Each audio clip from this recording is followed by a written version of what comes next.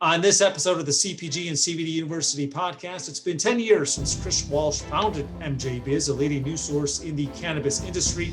The story behind MJBiz, how it's adapted to the changing storylines and regulations in the industry, and the launch of its brand new podcast. This is the CPG and CBD University podcast, and it starts right now.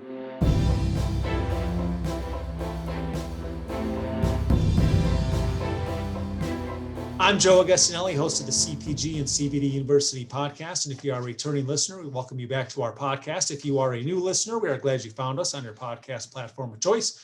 And don't forget, full video episodes of our podcast can be found on the Global Widget YouTube channels and the YouTube channels of our brands. And for those of you who do watch full video episodes of our podcast, you'll notice this is one of our Zoom episodes. And if you followed our podcast, you know that from time to time, we welcome in Kristen Nichols, editor of Hemp Industry Daily. We've also featured other members of the team. The parent company of Hemp Industry Daily, along with a host of other publications, is MJ Biz. And Chris Walsh founded the company 10 years ago.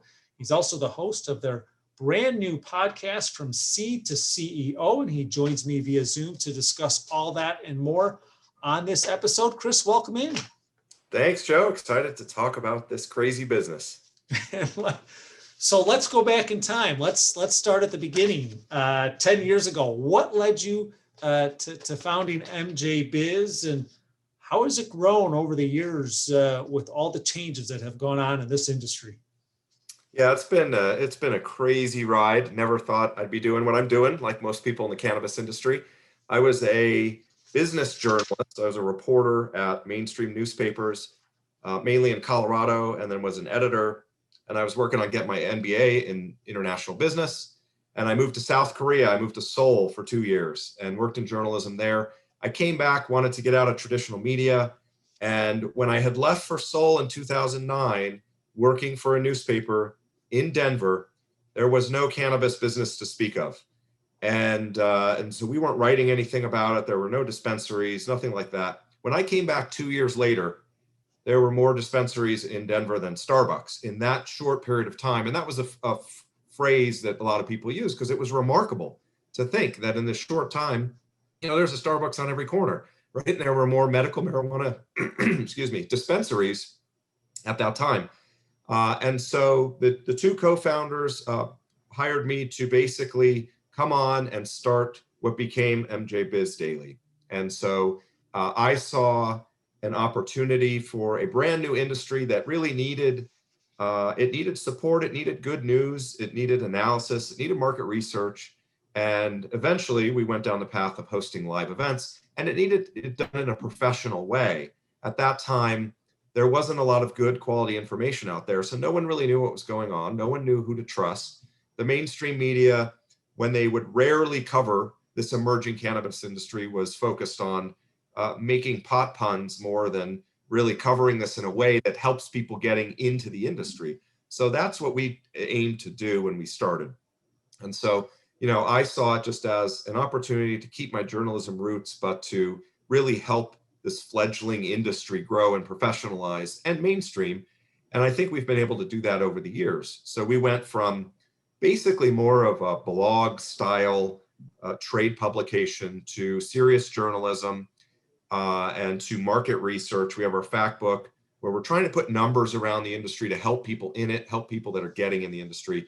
And then we launched our big trade show in 2012, and we've expanded along the way in many areas. So I'd like to think we helped support and foster this industry, but we've also been able to ride this crazy wave of legalization and of growth over the past decade.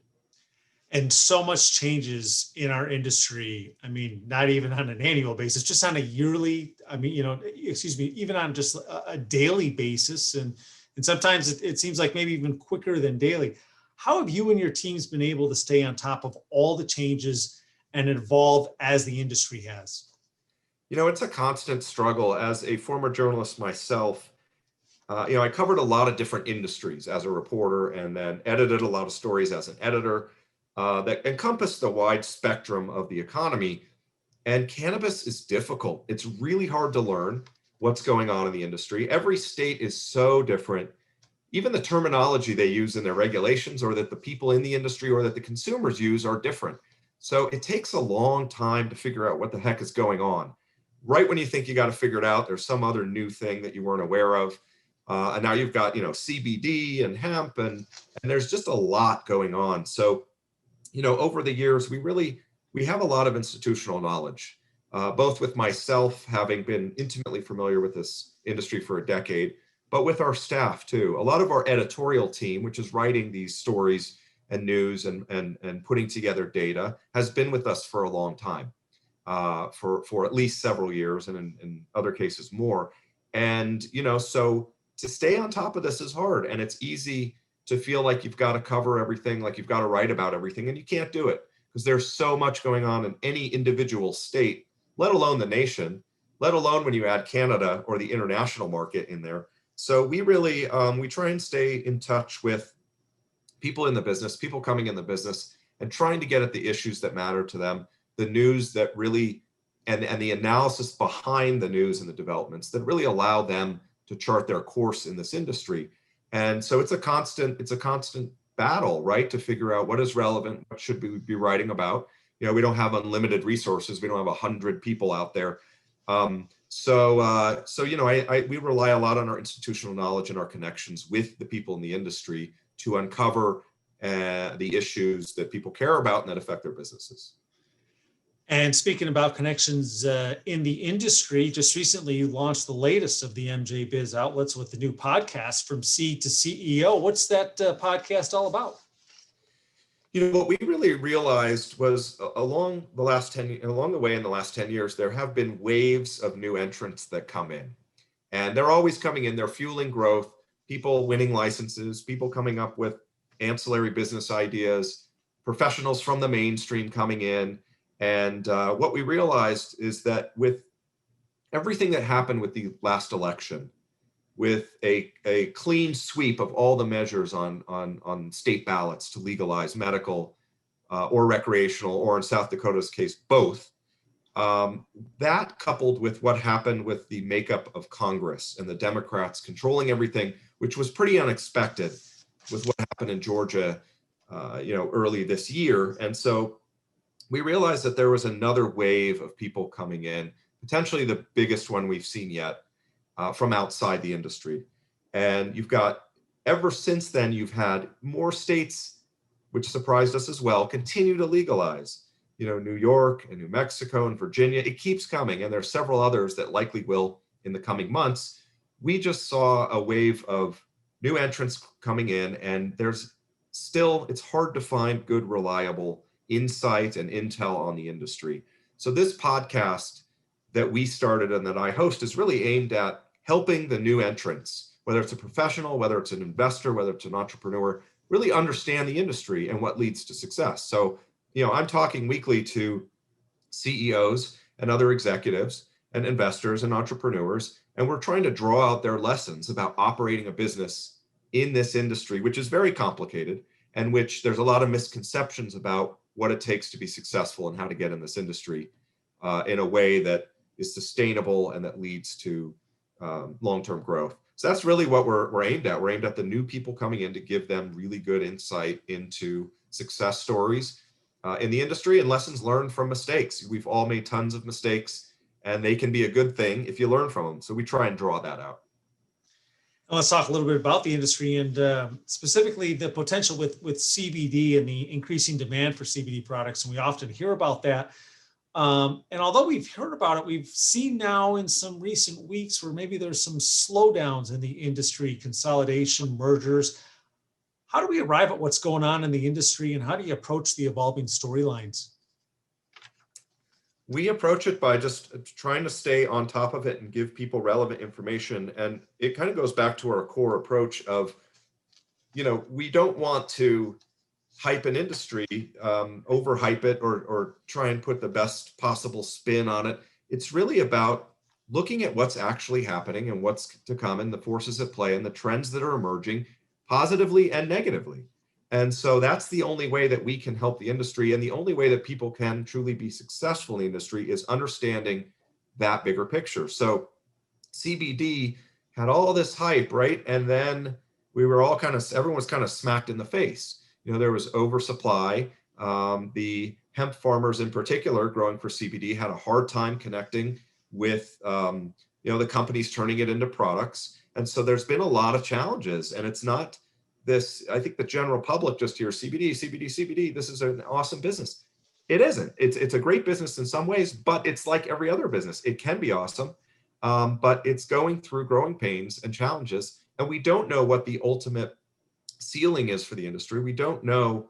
We're still in the middle of this evolution to seeing how the consumer base responds to CBD, if this is going to be a long-term functional ingredient in basically everything you can consume, and that's the way it's been going, or is this going to be, which there are some people who fear this, and it's a possibility, is this going to be a fad?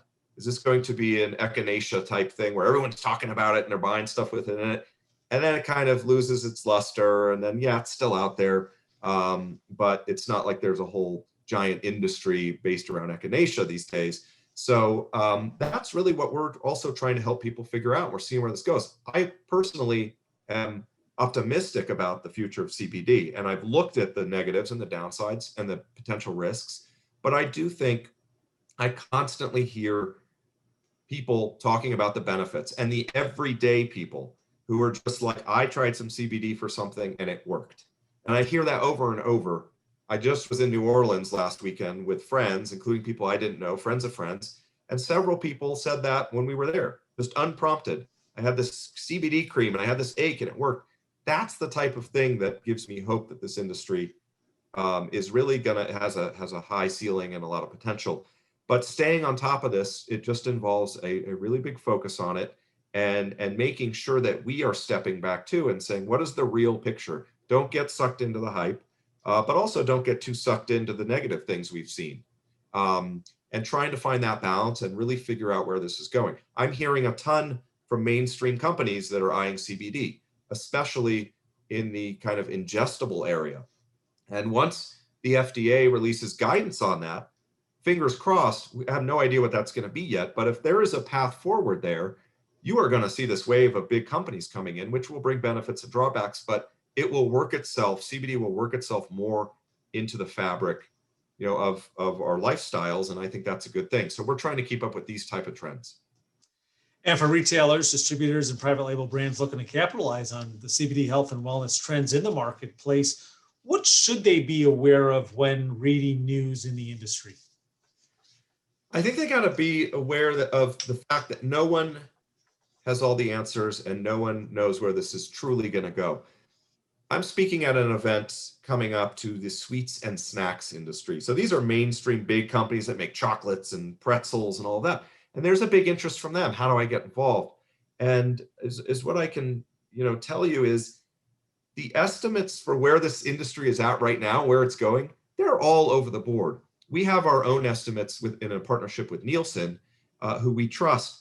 And so we use those. But when I looked at other stats out there, depending on where you look, is this industry going to grow by 1,000% in 4 years? Is it going to be 10, 15 billion? I mean, there's estimates all over the board. Is what I can tell you is we're all trying to figure out where this is going, and people have different ideas on it. So when you look at this, you've got to find trusted sources of information that you think are approaching this the right way, that they don't have an agenda to make the industry seem bigger than it is.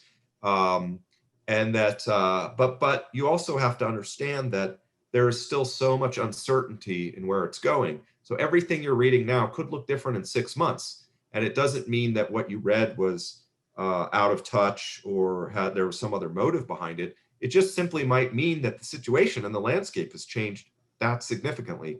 And that's one thing we've seen, whether it's CBD, whether it's THC, marijuana, hemp, this changes really fast, the industry and the climate. And many times it's for the good, but there are setbacks that crop up out of nowhere that you never expect. And there are also huge moves that are very beneficial that crop out of nowhere that no one was expecting.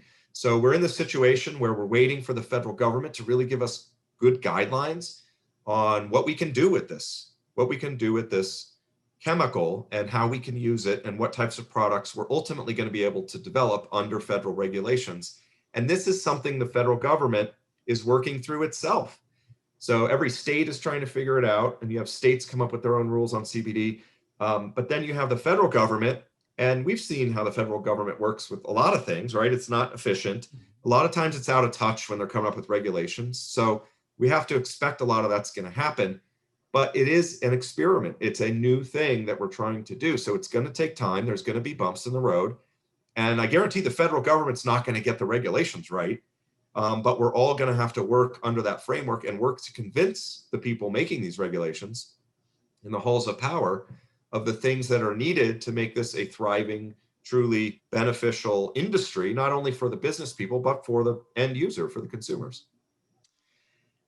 In addition to founding MJ Biz 10 years ago, this year also ironically marks the almost a 10-year anniversary now, I believe, of MJBizzCon, which you talked about. It's so weird to say live events. I mean, we always had live events, and then last year happened, but live events are back, and that's coming back in October. If you want to give our listeners and viewers a preview of what's to come and talk all about as much as you can right now. And then obviously we'll have to get together again as we get closer to do more of a preview for it.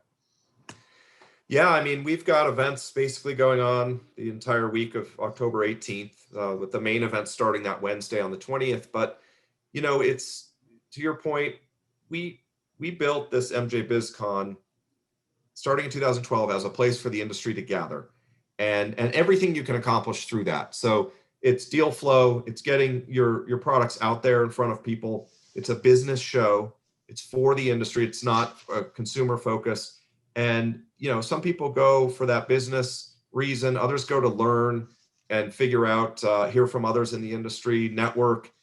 Some people go, there's parties throughout Vegas. We've become a very big show in Vegas. And so the whole town knows we're there. Marijuana people are here. And there's spin-off parties at night, and it's really where you go, where you know that the bulk of the industry is going to be there, right? And so you're having meetings, you're finding new clients, you're meeting new people. You can accomplish a lot, and to not be able to do that over the past year was really hard. From a business model standpoint, for us, it was really difficult. You know, when a lot of your revenues, something like that, and then it goes away.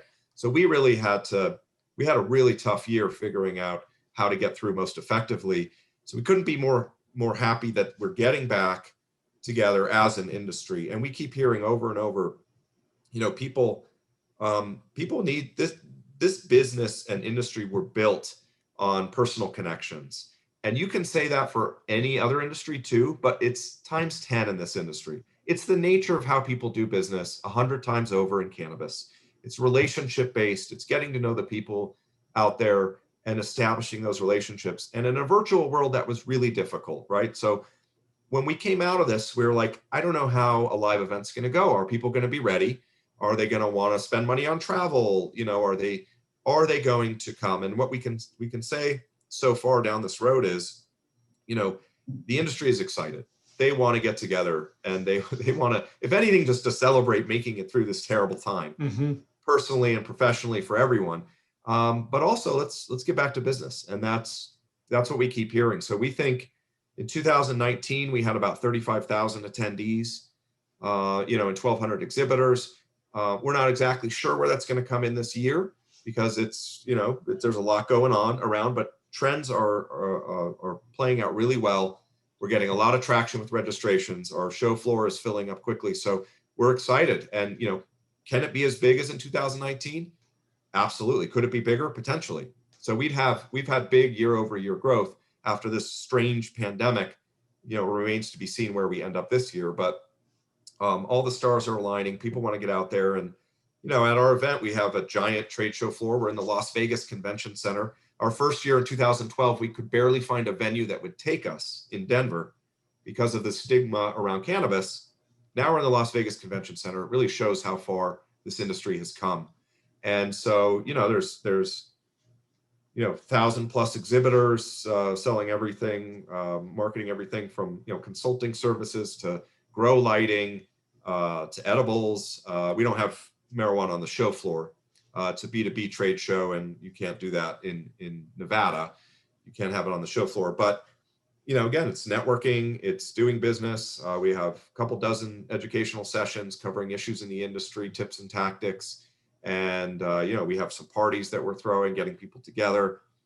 So a lot going on, and we're excited. We had our keynote lined up, Damon John, on Shark Tank. That's another, and I bring him up because if you haven't seen Shark Tank, it's this investing focused show, kind of reality show. And he built FUBU, which is a clothing line, but he's seen a lot of business plans and proposals and built his own business. So he's going to share some great business insight that will apply to cannabis. But I tried to get him a couple of years ago, and he said no. His agent said he doesn't want to speak at a marijuana event. Here we are a couple of years later, and he's the keynote. This is another example of how much this and quickly this industry is moving. And to find out more information about MJBizzCon, visit MJBizDaily.com, click on events, and then you'll see the 10th Anniversary Expo, October 20th to the 22nd, live in person in Las Vegas, as we mentioned. And just some numbers to throw out there. And you talked about maybe it'll be as big as 2019, maybe bigger, but I'm told more than 810,000 square feet, 500 temporary workers, 18,500 hours to build it up and then tear it all down. And talk about all the parties. So we do want to just mention, most importantly, 1,400 gallons of coffee. Yes. So you'll be well covered. And you need it. It's big, and you're walking that thing, and you're meeting people left and right. You need that energy jolt. But it's like building a small city in a couple of days. This is massive. It's a very big trade show, and then you tear it all down in a day, right? It's a lot of work and effort that goes into creating this experience for everybody, and you need the coffee all the way around. Well, Chris, I want to thank you so much for joining us. Chris Walsh is the CEO and founder of MJ Biz Daily and the host of their new podcast, From Seed to CEO.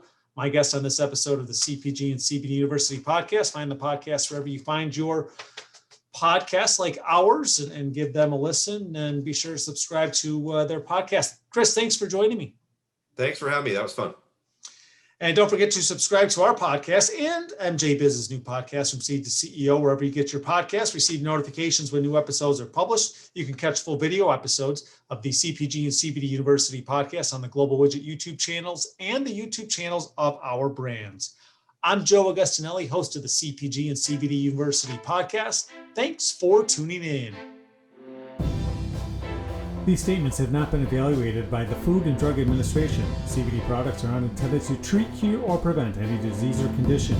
Always consult your personal physician about CBD and using CBD products. CBD should never be used by anyone under the age of 18. This podcast is not intended to provide legal advice regarding the legal status of CBD and CBD products.